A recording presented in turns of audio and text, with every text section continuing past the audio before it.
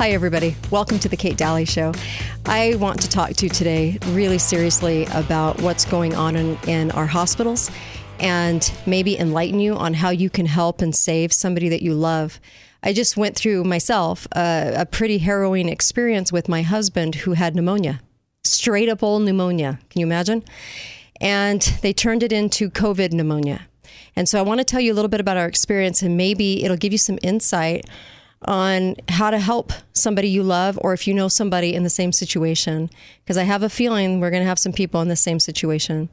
So my husband had pneumonia for about 7 days, and we were trying to get through it. Actually, he was taking ivermectin, but I wish we had upped the dose because it's actually based on weight. And so had we upped the dose a little bit more, I think we would have bypassed maybe even going in from what we hear.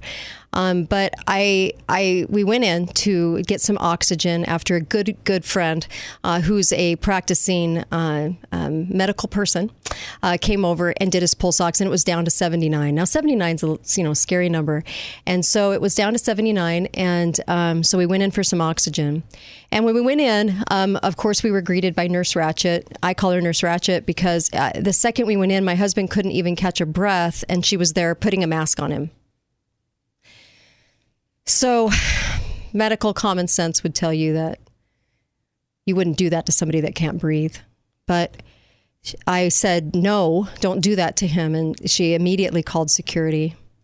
And the security was standing by so that I wouldn't say anything anymore while she did her hardcore work, I guess, getting him in through the door, but and into the hospital. But she was... You couldn't even talk to this person. I can't imagine a person with any medical sense putting a mask on somebody that can't breathe. But there again, we have these people working in our hospital system. We were immediately sent to the ER where a workup of our symptoms, which were just basic pneumonia symptoms. But of course, we're all, sitting there. They want to do the COVID test. The COVID test is ratcheted up to 40 magnifications or rotations. Above 25 is considered deceitful, but this test is up to 40 to encompass all flu and virus and cold and everything under that umbrella. So, of course, it's going to come back positive. Well, it came back positive. We were expecting it too, because anything's going to show up. It should say test of illness, but they've turned it into test of COVID to give these false positives, right? So the second it came back positive, it was like sirens went off and bells rang, and it was COVID, and of course the zoot suits came on with the hose out of the head, and the everybody in a gown head to toe with the gloves and the double masks and treating us like we had bubonic plague. But seconds before, we were all just sitting and chatting, and we were fine, talking about symptoms. But anyway, immediately took x-rays. The x-rays came back where there were white cloudy stuff on both sides of the lungs. And I was immediately told it was COVID pneumonia. So of course I'm asking, well, what is COVID pneumonia? Well, COVID pneumonia, they really can't say what that is, except that because it's so elusive and such a mystery after 19 months. But apparently it's pneumonia. But they call it COVID pneumonia because basically you're going on two tracks. One track is pneumonia, where you get oxygen. They make sure you're stable. They send you home, and it's chicken soup and TLC. The other track is if the test comes back COVID, you're on a whole different road at the hospital. This is ICU. This is high flow. You could have high flow machine either way to help you get stable again. But they made a policy change. So it used to be where they put you on high flow if you were low enough. They put you on the high flow oxygen, and you're in a regular hospital room. Well, nowadays, you're sent to ICU. So you're sent to ICU on where they tell you it's going to be 7 to 10 days. How do they know that? Crystal ball, I guess. So not 5 days, not 6 days, but 7 to 10. So you're there 7 to 10 days, and you're in ICU. And so they could be doing this on another floor in the hospital, but now they can say the ICUs are full, right? Because you got a lot of people that weren't there before. So now the ICU is overflowing. That's what you're going to keep hearing because of these policy changes. And they have a whole track of medicines and everything else. Well, when we were in the ER, we were told with a straight face that, hey, next step is ventilator. And I said, no, we don't do that. What do you mean you don't? What do you mean you don't want a ventilator? Yeah, we're a no ventilator family. Yeah, that's. Well, they looked at me like I was from Mars. They also asked me if we were vaccinated. And I said, oh, hell no. No. And of course, that little snippy comment got me the smirk from hell. But anyway, because we're the evil people that entered the hospital unvaccinated. Well, we're about to blow a hole right through that story, aren't we? Because my husband actually walked out after 3.5 days. ICU. Fastest ever. But anyway, my husband was told that I was not going to be that decision for the ventilator, that it was his life, not mine, even though it's our life, but whatever. And he was told that he would definitely get brain damage, really risking that brain damage if he did not accept that ventilator position, if they couldn't get the high flow machine to do what it needed to do. And my husband's like, okay, well, all right, I'm still not getting a ventilator. I figured we have to write on Sharpie, no ventilator, just to protect him from all the different doctors. Nowadays, you don't just get one doctor, you get 24 doctors on rotation. So it's really hard because I don't know how much they communicate, but they figure that this whole team effort is helping you. But I actually think one doctor, it would be nicer to talk the whole way through a situation. So we go up to ICU and I enter with the gown on that they gave me because I had to gown up the minute they had the COVID test, not before, but that minute. I walk up to ICU and I'm told by the nurse that enters, oh, that's infested with COVID. You have to take that off and put on a new one. But what about my shoes, purse, bag, and hair and face and arms? Is that not infested with COVID? No, just the gown. Apparently it likes yellow and is attracted to yellow. I know I'm being awfully snippy, but so that makes no medical common sense because I'm wearing the shoes all over the hospital. I'm wearing my hands, whatever. So it's the gown. So I have to keep switching the gown. And they had all these ridiculous protocols. I have to wear my immune system on my face because apparently I'm healthy, but my immune system on the inside doesn't work in the ICU. And this is told to me by medical professionals that all of a sudden my immune system kaput on me suddenly, and I have to get a suit on with a hose and the hazmat to visit my husband, who I just spent 7 days with and didn't get sick. I just spent 7 days with the man, in bed with the man who was sick and didn't get sick. But now apparently I got to wear the spacesuit from hell and the hazmat suit to visit my husband every time I want to say hi to him. And he can hardly hear me through the shields. Okay, so this was our situation. We get in and I have amazing doctors. And the only reason that we succeeded at this, I think, besides prayers and blessings, were the fact that I had amazing doctors to talk to who urged me right away to get him on intravenous high-dose vitamin C. This makes a big difference. It's not like, a lot of doctors will shame you and think you're silly and, oh, you're a vitamin girl, that kind of thing. But, oh, you want just like a little dissolvable, no, I want high-dose intravenous vitamin C because it's even known to kill cancer cells at high doses and help with nucleic acid and help with inflammation, which is pneumonia. And so, oh, by the way, the X-rays, when they did the X-rays, the X-rays were suspiciously like the 2017 pneumonia, 2006 pneumonia, 2000 pneumonia. So all pneumonia looks kind of like each other, suspiciously. I think 3 years ago, it just would have been good old pneumonia, but today it's COVID pneumonia. I think there might be some big bucks associated with the COVID pneumonia, you think? So anyway, we're in ICU and I said, I want vitamin C, high intravenous. The doctors that I'm in contact with, the frontline doctors, are telling me get zinc, intravenous zinc, NaC, high doses of vitamin D, get everything to help him to combat the pneumonia. Well, they said it wasn't protocol. I said, well, it doesn't matter. I want it. And they said, well, it's not protocol. We don't do that. You don't give vitamins and nutrition to your ICU patients? Why? And the answer was, we don't do that. Not protocol. See, there's 341 pages sent by the CDC panel to tell the hospitals what to do for their protocol. And here's the bottom line for you. if you like me to get to the end of this before I explain the rest, it's not COVID that's killing people. It's the protocol. It's overtreatment. I wanted to undertreat my husband with nutrients and vitamins to help fight what he had so he could breathe again, instead of overtreating him, over-medicating him, and shoving him on a ventilator too early, because the death rate of a ventilator is up to 75, 80%. Death rate. That's really scary that they were talking ventilator from the minute I got in there. So finally, they told me they were going to do intravenous and then stuck him on 500, right? A dose of 500 is like what you'd give a child. It's like taking one of those little orange dissolvables. So I said no, and we had to stay on it. We had to stay on it. My daughters were great help. My daughters rocked in this too, and they knew exactly what was going on and what to ask for too, and are very well versed in all this. And honestly, good doctors, and my research for 19 solid months on this really helped him. And that's why I'm passing this along to you. You are the patient, you are the family of the patient, and you can ask for these things, and not only ask, but demand. We also asked for budesonide. Now, they came back with, we don't do budesonide. Why not? Budesonide on page 205 of their protocol, this is what it says. NIH recommendation, that's what Fauci's over. I threw up in my mouth when I'm talking about Fauci. The NIH recommendation is there is insufficient evidence for the panel to recommend either for or against the use of inhaled budesonide.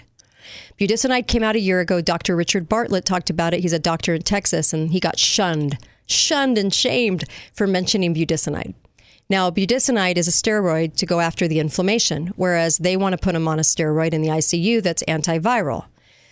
You could say the merits of both, but budesonide was known to help people and was called the silver bullet. And about 2 months ago, it was out in the Lancet, which the doctors are supposed to read, that said that they were switching people in the UK to budesonide because they were getting out of the hospital 3 days faster.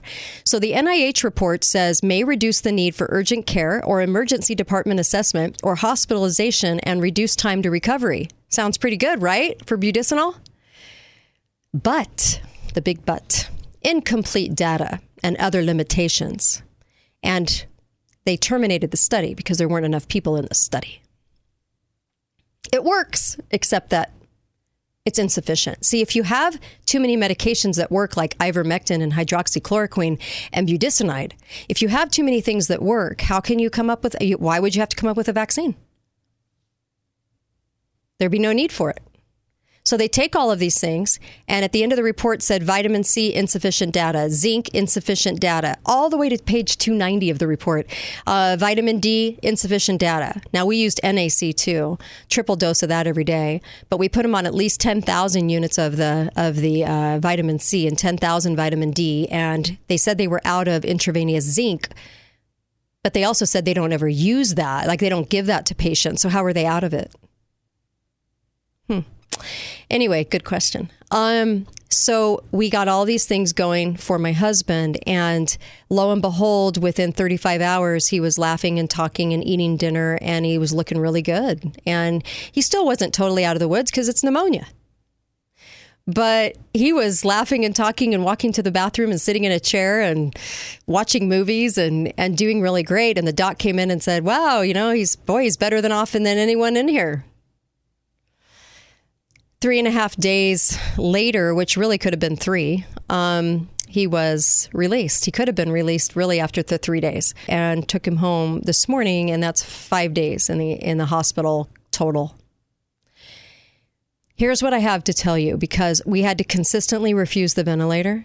We had to ask for all of these things to happen. And even when they said it's not in our protocol, we said, we don't care. You're going to do these things for us. And here was another key too. Or we'll take him home using hospice, because then all the stuff follows with you, the oxygen and the staff coming. And that's the only way to really get him out of the hospital. A lot of people don't know that.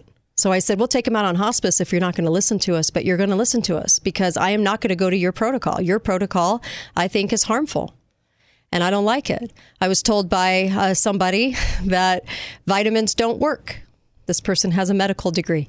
Vitamins don't work, and it probably did nothing. And budesonide doesn't do much because they use it for they use it for COPD. But why aren't you using it for all these patients in here? Why are you standing there, wringing your hands, and waiting for the patient to digress and the oxygen get worse, and you're not exactly helping the patient to progress? You're just watching them slide down, and then you're telling everybody that you're doing the best you can and this is the best care to offer them. And then you're slamming them on a ventilator, even young ages, and then you're saying, well, we did everything we could. I guess they died because we did everything we could because of that killer COVID. It's the protocol. It's the protocol. I can't say that enough. After being through this and getting to peer behind the curtain, it's the protocol. The protocol coming down from the CDC. I have to say there is a lot of money to be had to put people on ventilators because you get the extra COVID bucks for doing all these treatments. And ICU runs, $20,000 to $32,000 a day? There was no need to be in there. He could have just been on the high flow oxygen in another part of the hospital. There's no reason to overtreat and do all this crazy circus show. There's no reason for any of that. And if I could tell you, what I would do, I would actually go to the Frontline Doctors website and I'd call them and I'd do a televisit and I would get drugs sent to me within 24 hours. I would go to IV clinics and I would get large doses of intravenous vitamins to help you. I would probably try out the ivermectin and hydroxychloroquine. I would do that first. If it's bacterial, you probably need an antibiotic. But if it's viral, you don't need the antibiotic, right? I don't have a medical degree. I am not medically trained to give you any advice, but I'm trying to tell you from my perception what happened in the situation with my husband. And my husband walked out of the ICU faster than anybody as a healthy man. So that should tell you something about the fact that I think a lot of these things are not given in the protocols because you can't shove a shot into everybody's arm by force, which is what they like, if there's things that work for straight up good old pneumonia and flu and things like that. But by calling it COVID and naming it that label, you can sure do an awful lot. You can shut down an economy. You can change voting. You can change the world, and you can force out body autonomy and start to have to give people all these things for the greater good. Greater good is an illusion. The greater good is that you're only benefiting those that are calling the shots. When are we going to figure that out? In the vitamin C study that they said was insufficient data, they only gave 2,400 milligrams a day. You have to do over 10,000, if not 20. Do you think you have power? Yes, you do. Yes, you do. Don't forget that. You tell the doctors what you want. You tell them you're going to take that patient out and you say no ventilator. If I'm the only person was told I'm the only person to refuse a ventilator and ask for all of these things and change their protocol, that scares me. Why aren't more people doing this? I want you to know that this isn't bashing hospital nurses or doctors. I think they're trying to do what they think is right for the patient or the best. They think this is the pinnacle of care. Although what I found out was most doctors don't read studies. They don't know what they're doing when it comes to this. They always say it's elusive and a mystery. It's not after 19 months, I'm sorry. And you have a duty and a responsibility to stand up to this protocol and say it's not working. You have a duty and a responsibility to say, hey, why are we throwing people on ventilators? It doesn't seem like much of a mystery. Why are we doing this? And that's where the responsibility of the nurses and doctors comes in. It's willful ignorance, and you can't stand behind that and then say that and wring your hands and blame COVID and say that you're doing all that you can do. This is a warning. This is a warning to say they're telling you to not add in the things that can help so they can give you a vaccine that you're forced to take. That's not okay. And if we have doctors and nurses standing up to this and saying no, then maybe we have a fight. Maybe we have a fight in this battle. Maybe we can change the course of events. Maybe if you share this enough with people that you know to ask for the things that can actually help a patient, then maybe we'll make some headway here. Please do the things that work. If my leg blows off, then I'll probably have to go to the hospital, right, to get that fixed. But in respiratory, when they create a circus around this and a whole show of we have to do this, and this, do they really have to do this, and this? Please, I'm begging you to share this. Please get this word out that you need to change their protocol, because I think the protocol is killing people. And I think good nurses and doctors, even if they don't realize it, they have to stand up and ask more questions. Doctors don't read studies. They don't read studies. They're not up on the latest because they think they're being given the latest by the hospital administration. And that's a problem. Please share this. Say no to the ventilators. And no wonder we got told, do we have enough ventilators in the country? Because they really wanted to get people on ventilators too fast. And I can't give any medical advice. This is just my situation that happened to me. I take that for what it is. But I certainly know good people to ask, and I did rely on good doctors that get it, that know what's going on for advice, and I took their advice. So no, I don't think all doctors are bad or nurses are bad. I just think that you have the Stasi nurse brigade that's kind of like the soft drink dispensing airline stewardess that got a little power. And the only power is enforcing the drapage of the yellowish fabric and the mask. And they walk around acting like they're the Gestapo for these two items. And these two items are saving humanity. And as silly as that sounds, it's not, but they think it is. And I can get past that because I'm aiding and abetting the neurotic. But when it comes down to the actual care of these patients, we have to change the protocols and call them on it and expose them and shine some light on it. And I hope you all do that. This is the Kate Daly Show, katedalleyradio.com. I have 2 hours of podcast on this that explain it in more detail, and I sure hope you check those out. Thanks, you guys, and good luck with this. Thank you.